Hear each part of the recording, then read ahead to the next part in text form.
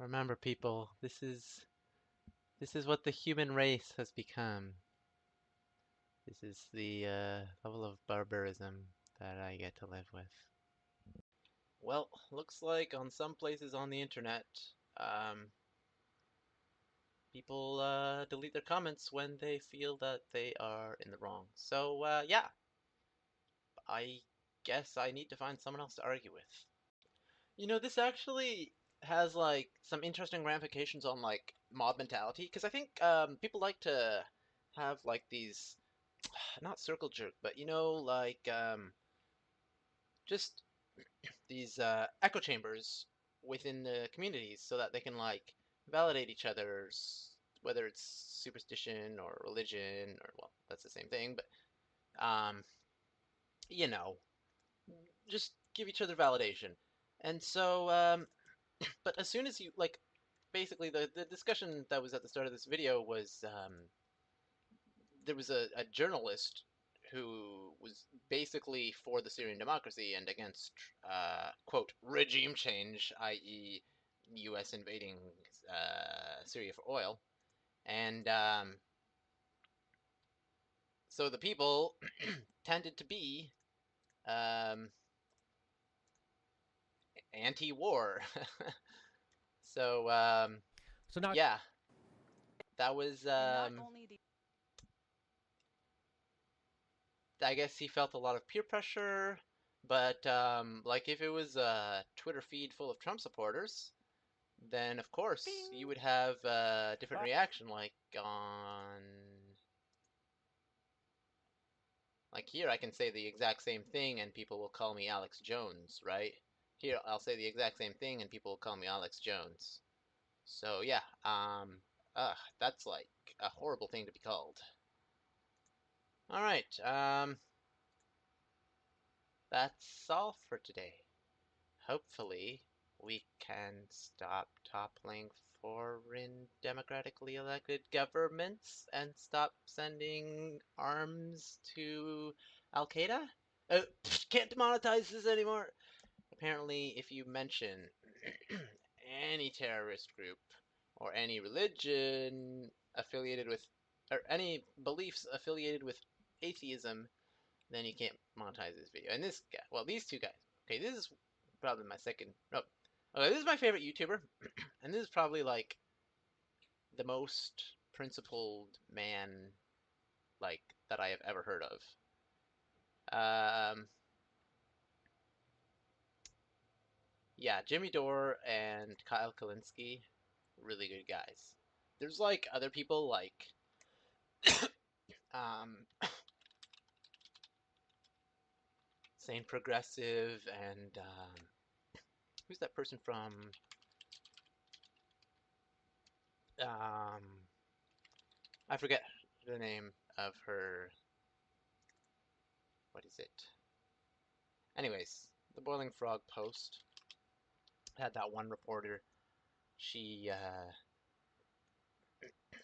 she and Debbie, the same progressive, are not as popular because they're like the angry version. So like when I first became atheist, or no, 4 months before I considered atheism, right?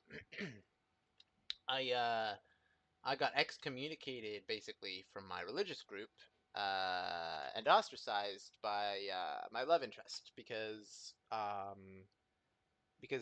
not allowed to fall in love with people unless it's like with your dead person you're supposed to worship.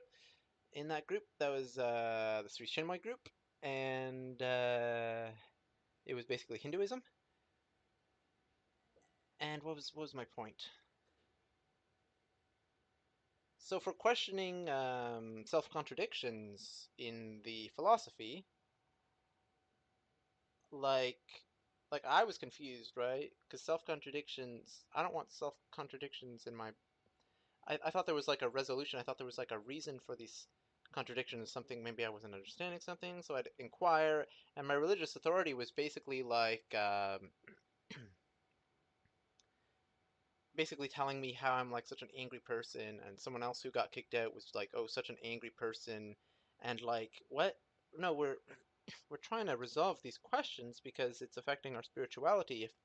If if we're having self-contradictions and double standards, and how can the human race survive without reproduction, right? Like, aren't people grown in vats supposed to have no souls? So why would you just make humans appear um, like with no like if you have no reproduction, but reproduction is where people get their souls, then like how do people get their souls without reproduction, and how would you even create humans? Because anyways, so I didn't ask about that. I asked about way less controversial stuff, like if we're supposed to all be chaste, then why do people fall in love? You know, stuff like that.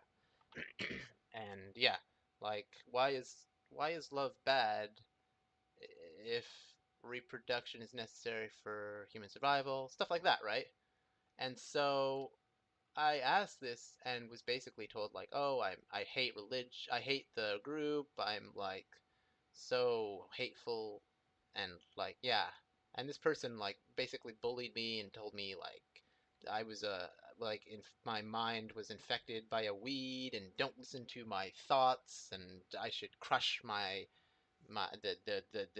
the weed in my head, like that I need to destroy my like the source of my misgivings and focus on the solution to this was basically a combination of several different meditation techniques where I look at the transcendental. I'm supposed to look at this, okay? I'm supposed to look at this and basically um, focus on my heart chakra while channeling my focus into this image of this dead guy while focusing through this dead guy on the Supreme, which is like the pseudo panentheist deity, like Hindu type deity, right? And so that was her solution for like why do people fall in love if it's evil? So yeah, or why if it's evil, then how come prayer doesn't stop people falling in love? I didn't get into specifics, but you can imagine a man who is told that from age 10, told by my mother that wet dreams are the source of all evil, etc. That that I would have some contradictions in my ideology. And the thing is, Newsbud and the Sane Progressive, they are like the angry is avant-garde even a word I can apply here?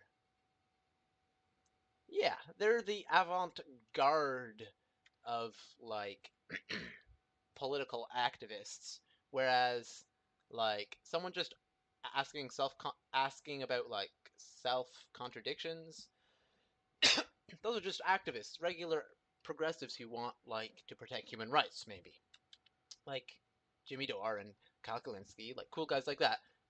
But then with these two guys, like same progressive is um she's definitely somewhere on the anarchist spectrum, and she gets a lot of hate for that because she wants a third party. She's given up on the Democratic Party. She's well, everyone's giving up on the Republican Party, except like wealthy elites and people who watch too much Fox News, I guess. As in more than 2 minutes. I don't know. I guess some people watch for comedic value. Um, and Newsbud, she worked with what? She worked with the CIA, was it? Who was the reporter? The main female reporter of Newsbud.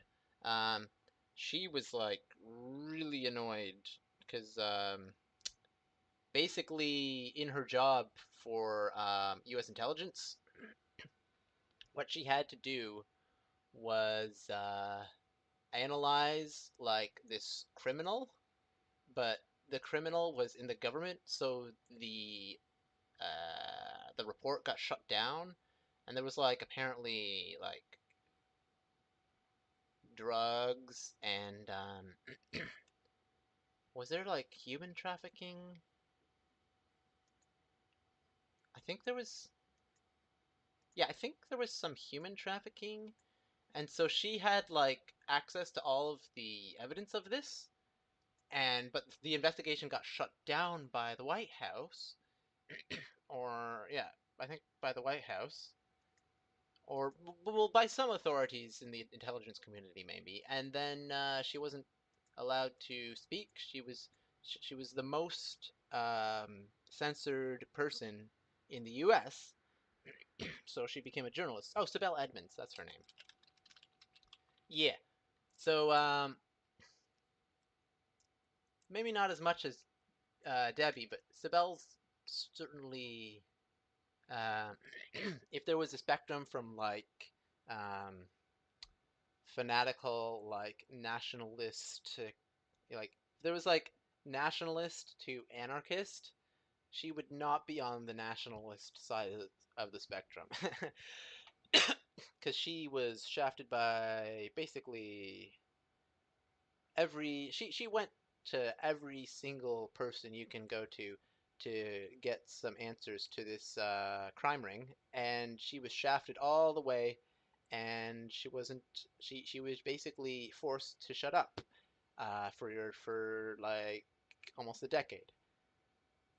So yeah, she's certainly critical of the U.S. And then there's other stuff like, well, The Intercept and RT News. They're blacklisted by U.S. military. You're not allowed to even like visit these sites. I mean, even if you're not in the military, if you try to download from RT News, if you try to download their MP4 file like onto your computer, like if you try to download on your hard drive, it just you'll get packet you'll get, what is it, packet throttled. So unless you use, but if you use like a super laggy like proxy to like Germany or wherever Tor puts you, then yeah, you can download whatever you want off RT News. You can download whatever you want off whatever. But yeah, if you use a U.S. proxy or a U.S. service provider, Canadian service provider, even a British service provider, um, they might just packet throttle your connection to the media. So yeah, that's annoying. And then I guess I made videos on my other pet peeves, so I guess this video is over. Um, yeah, back to Twitter. It's like I th there's definitely some ideologies in the military that are enforced. Just like, well, I think carnism is not the sole reason that people eat meat. I think it's also this elitism, this like, well, we're untouchable. Like, what are the animals going to do if we violate their rights? They can't touch us, right? So if the basis of morality is I value my well-being, therefore I want others to respect other my well-being, therefore I will respect others' well-being. Like that can be a basis of humanism, right? And then you extend that to animal rights. But if it's I will only respect, or it's if it's I value other people's well-being because I value my well-being, then yeah, you're gonna be like vegetarian or at least vegetarian, right? And then, but if it's I value or I respect others' well-being because I'm afraid of retribution, which is, I mean, the basis for most social behavior, I would feel. Um, that doesn't really extend to weaker people, right? If you're untouchable, if you're in a seat of power and no one can touch you, and even if you're like in this crime ring, no one can touch you because you're so filthy rich, or because you control the government, then why have morals when you can just live on selfishness and no one can touch you, right? So I think there's a certain amount of I think there's an element of that in meat eating, and I think there's an element of that in the White House, and there's definitely an element of that in the deep state shadow government for the U.S. Definitely. You look at like the Koch brothers; they don't give an F. You look at um, Monsanto, Bayer, like I don't know, they don't twitch an eyebrow at killing like a million people with Agent Orange or what is it? White powder, napalm? No, it was white powder, right? That Bayer made. And now those two companies are merged together. So we have this giant mega monopoly on food production. And who better to trust with food production monopoly on like wheat, corn, most of soybean, and like some other stuff everything that uses Roundup basically. Who better to trust with a monopoly on these staples than the people who made the white phosphorus and the Agent Orange? Yeah, it was white phosphorus, not napalm. Um, so that's sarcasm because those people are not the people you want to trust with a monopoly on the world food supply. And they're like copyright on kill genes and then like make the Mexicans go out of business because we can provide cheaper food, then remove genetically modified labeling from packaging, spray everything with Roundup, which kills insects and, well, and pollinators and has all the adverse effects on bioaccumulation, which goes all the way up to, well, I don't know how far up it goes, but I would assume that those anyone who eats Roundup is going to have problems if they eat too much Roundup, and it bioaccumulates the more you eat down the food chain. So not trustworthy people. Um. So what was I had a point. Oh yeah. So the military. My point. So that was the segue. My point is the military enforces these ideologies so that people are more willing to commit murder, right? Because that is war is mass murder. What was the quote? War is basically mass murder. Now, well, there's nothing honorable about.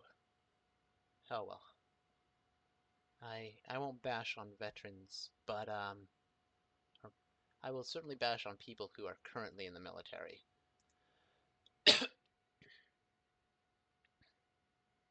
I don't see it. Um, Donald Dorf Trump. Don't see it. But the other paradigm that's promoted in the military, in which you basically have to follow. You're not allowed to be atheist in the military. You're not allowed to be weak atheist. You're not allowed to be strong atheist. You're not allowed to be agnostic in the military. Not agnostic, not gnostic, but agnostic, which is basically agnostic is the belief that you need to properly define the God you're talking about, otherwise the context is none, and your assertions, the entire subject is meaningless if you're not defining what you're talking about, right? That's agnosticism. Then weak atheism, for me, my version of weak atheism is um,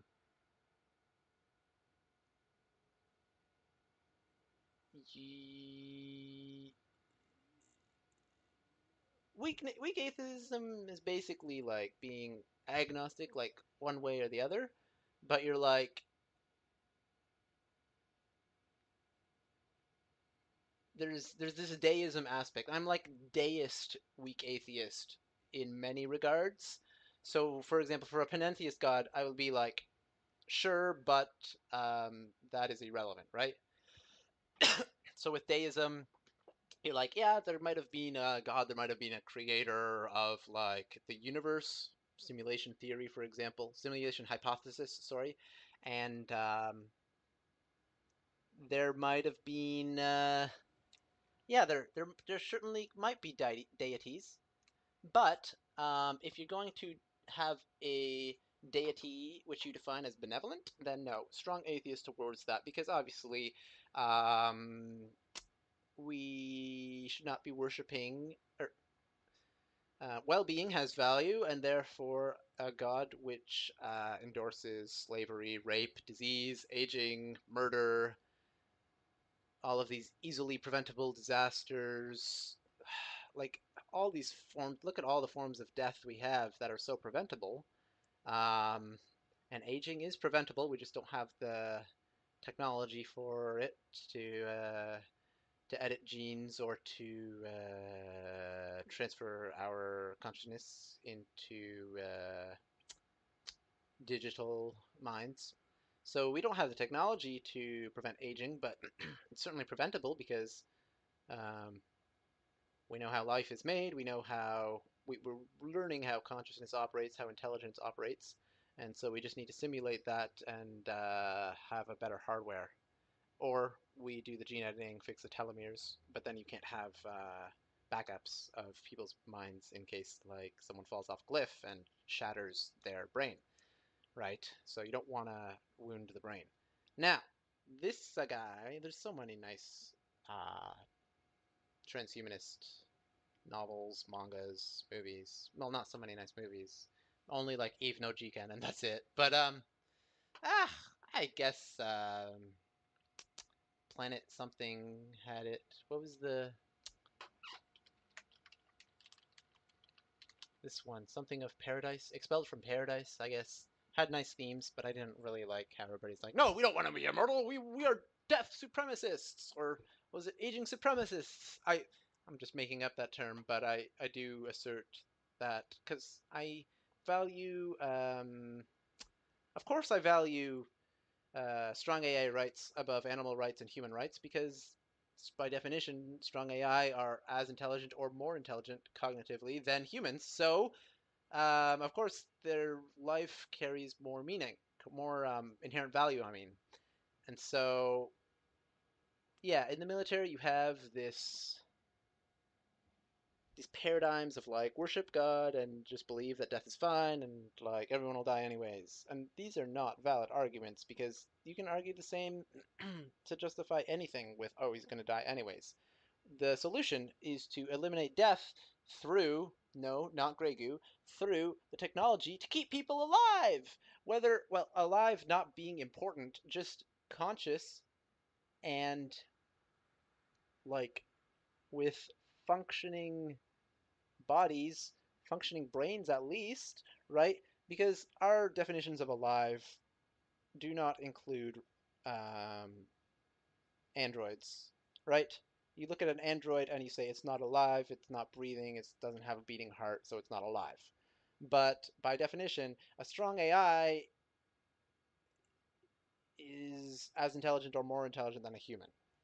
And since I eat plants, I have to be an intelligent supremacist because plants are alive, but I don't value their lives out of practicality.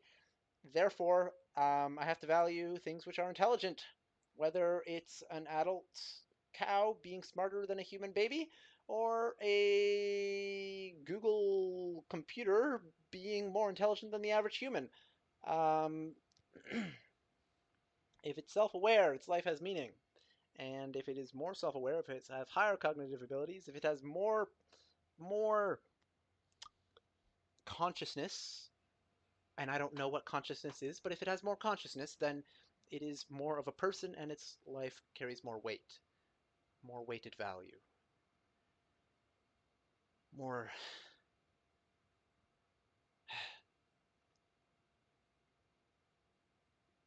And it's linear. One being yourself, zero being something with no nervous system, and two being something somewhat more intelligent than you. Um, that's the well-being weighting you apply. So if the plant suffers, no nervous system, multiply by zero, there is no loss. If you suffer, multiply by 1. If something half as intelligent as you suffers, multiply by half, right? And then there's social bonds and such, which also affect well-being, which is why you need a holistic approach to morality, because you need the normative moral relativism to that is right. Normative is the right word. What's the types of moral relativism? I thought there was only one type of moral relativism, but the tool you need for recognizing that other people um, do have their subjective perspectives. Oh, normative is the like selectively nihilist relativism. My bad. Meta-ethical relativism is the just world hypothesis apologists, and descriptive, not normative, descriptive moral relativism, I think, is the only kind of moral relativism, which is basically people have differing perspectives, right? People have differing perspectives, therefore you should take different perspectives into account when including those people in your assessments, right? So this guy in the picture, he has a perspective. If we're talking with him, we might want to include his perspective in how we think our actions will affect him. Hmm? If I'm talking to you, I might want to include your perspectives in how I think my actions will affect you. If you're eating chicken, you might want to include that chicken's perspectives in how your actions will affect that chicken. Yes, retroactively, because you're paying people to kill it. Um, there are some arguments you can make that consumers are completely free of blame, but no, you're paying people to commit torture and extreme violence against innocent herbivores.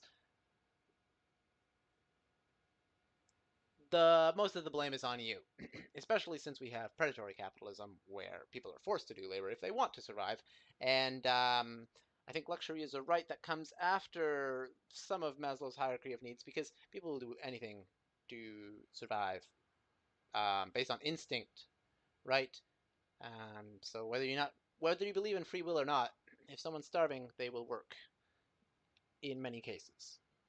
And if their family is starving, well, yeah, there's social bonds. So of course, it's worse to kill someone who has a child or who has a mother or both than it is to kill like someone who's completely isolated from all social interactions, right? Because the family suffers as well. Um, and so there's this widening scope of like, okay, if this person suffers, then who else suffers? And oh, if those people suffer, who else suffers? And then the resonating like, oh, and then the person who was originally harmed also suffers because their family suffered, and et cetera, et cetera, et cetera. Um, and eventually, once you widen up your scope to include everything with complete accuracy, then you have objective morality, which we can see by looking at the past, because we can see, oh well, this is how people were affected, right? So moral relativism, descriptive moral relativism, is the tool for seeing how our actions will affect people. But in the U.S. military, we just say worship God, and if you don't worship God, you're messed up because God says it's okay to mass murder people because, yeah, um, they just look like Arabs, so they must be terrorists.